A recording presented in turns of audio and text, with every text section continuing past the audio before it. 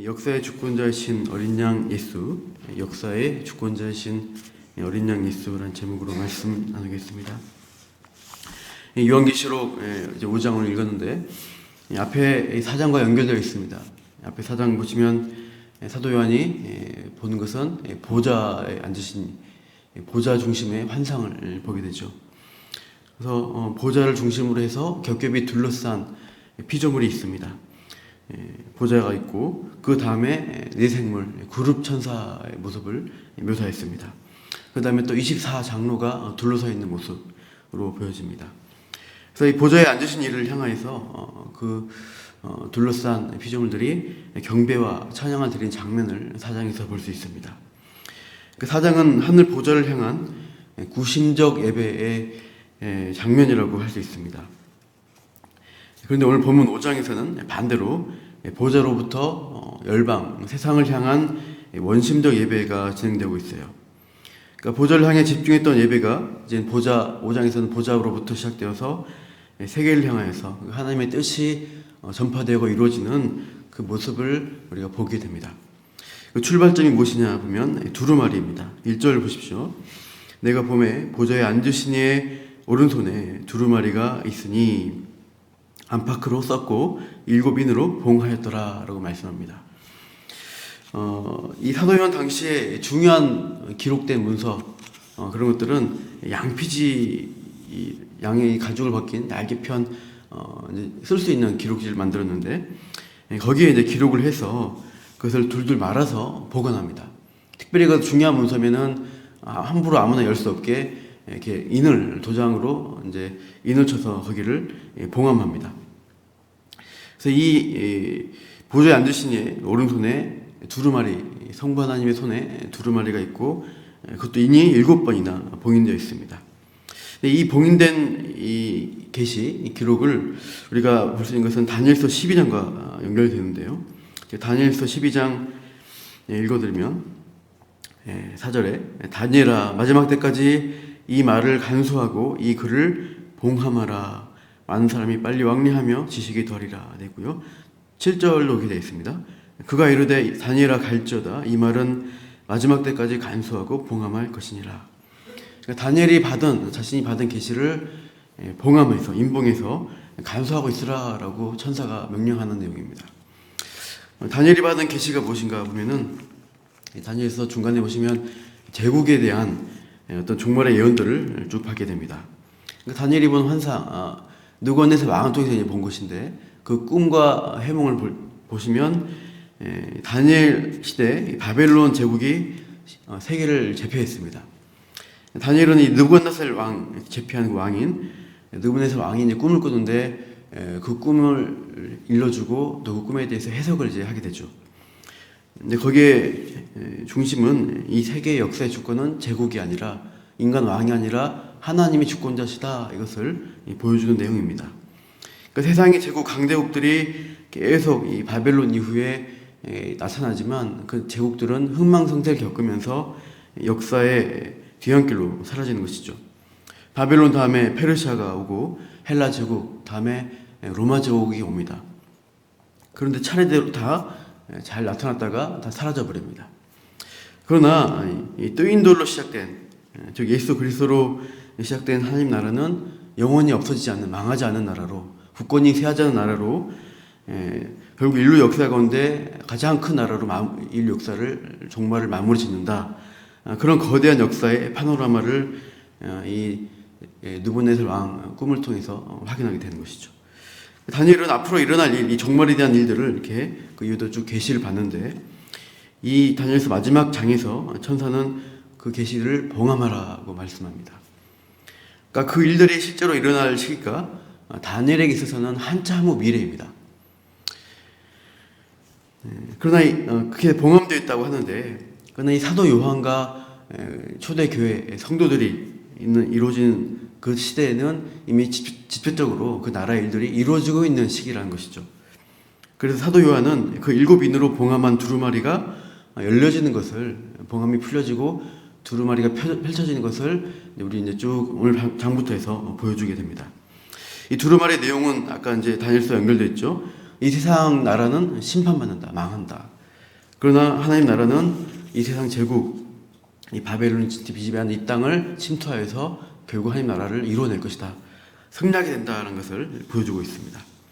그러니까 사탄의 세력과 사탄은 이 세상에서 무력과 힘으로, 제국의 힘으로 그 세상을 지배하려고 합니다. 그 지배 가운데 하나님 나라 백성들은 애굽의 노예처럼 압제받으면서 살아가는 모습이죠.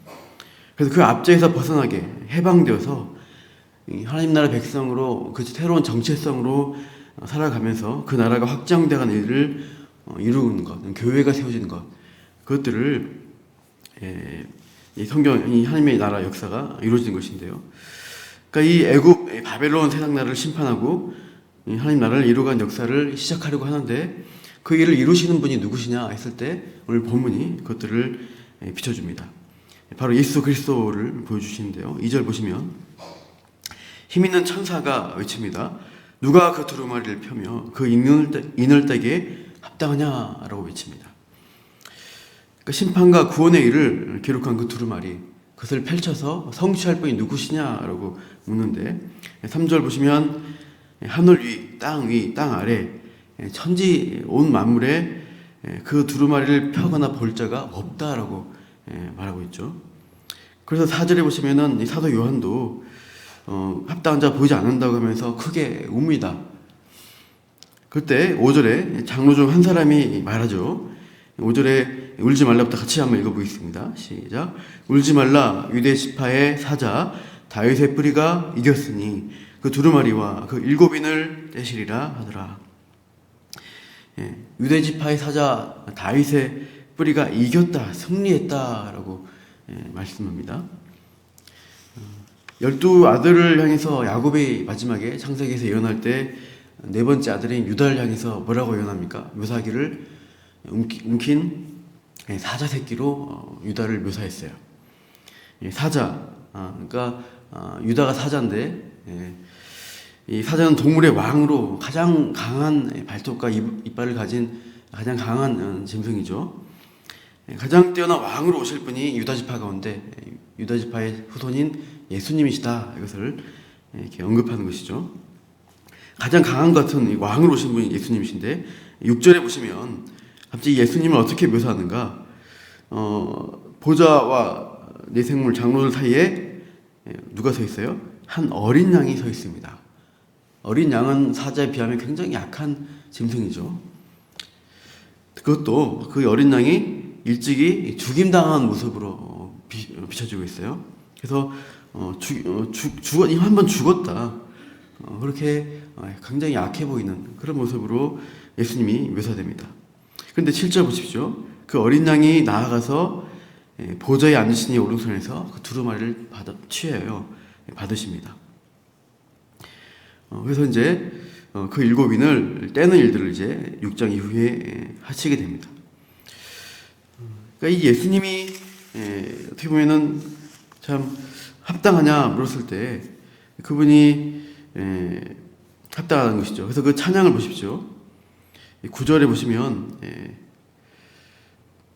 그 피조물들이 노래를 하는데요. 새 노래를 불러서 두루마리를 가지시고 그 인봉을 떼기에 합당하시도다. 우리 일찍이 같이 읽어보겠습니다. 시작.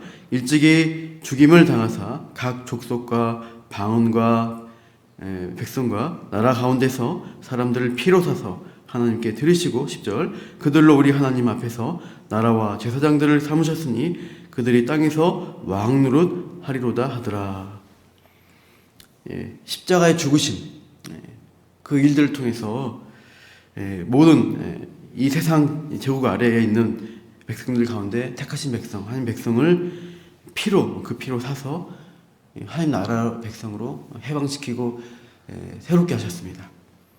나라와 제사장 삼으셨죠. 그래서 그들이 세상에서는 압제받고 있지만 하나님 나라에서는 왕 같은 제사장으로 왕노릇하는 사람으로 불러주신 것이죠. 하나님 나라의 일들을 예수님을 통해서 시작하신 것입니다.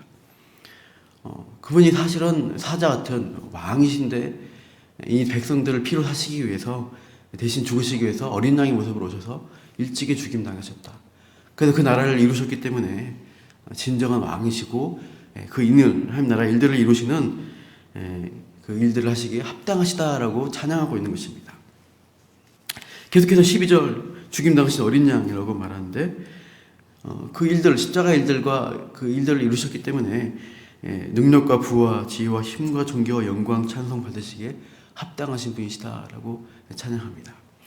이 땅에서 예수님이 굉장히 약한 분으로 참 강한 권력자들의 짓눌려서 결국은 돌아가시는 장면으로 우리가 보게 되지만 하늘에서 하나님 보호자 앞에서는 가장 높이 경배하고 찬양받는 분으로 이렇게 예배받으시고 있습니다.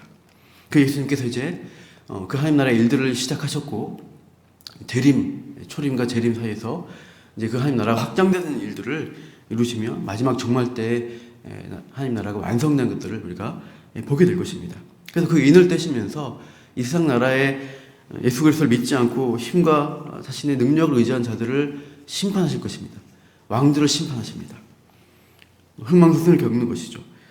그러나 하나님 나라 백성들은 어떻게 해요? 영광스러운 그 나라 백성으로 박해 가운데 어려운 가운데 있지만 예수님이 그 눈물을 닦아주시고 영광스러운 나라 가운데 승리를 경험케 하실 것입니다. 그 나라 역사 일들을 요한계시록에 쭉 그 사도 요한 시대 박해받는 성도들에게 분명히 알려주시고 또 오늘 이 시대에도 우리에게도 마지막 때 그렇게 이루어질 것을 확신을 주시고 있는 것입니다.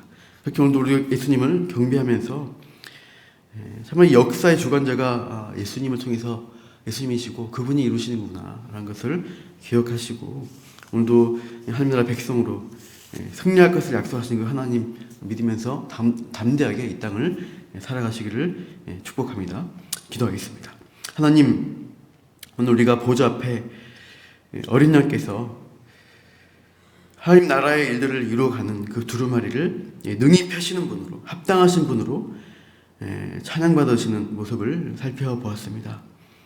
이 세상 제국이 힘으로 다스린 자들이 그 모든 것들을 가지고 역사를 주관하고 움직이는 것처럼 보여지지만 하나님 보좌에 앉으신 성부 하나님께서는 이 역사를 이루신 분은 오직 예수 그리스도이신 것을 이 세상 제국은 왔다가도 없어져 버리는 일시적인 것들 뿐이고 진정히 영원히 남는 하나님 나라와 그 백성은 예수님께서 부르시고 지키시고 결국은 승리하게 하신다는 것을 오늘 말씀을 통해 확인하게 됩니다. 오늘도 우리가 눈에 보이는 이 세상에 낙심하고 두려울 것이 아니라 영원한 하나님 나라의 일들을 바라보면서 오늘도 승리하신 어린 양을 따라서 오늘도 우리 주의 백성들 나라와 제사장으로 주님의 일들을 증거하는 자로 오늘도 붙드시고 사용하여 주시옵소서. 오늘도 감사와 경배드리며 이 모든 말씀 예수님 이름으로 기도하였습니다.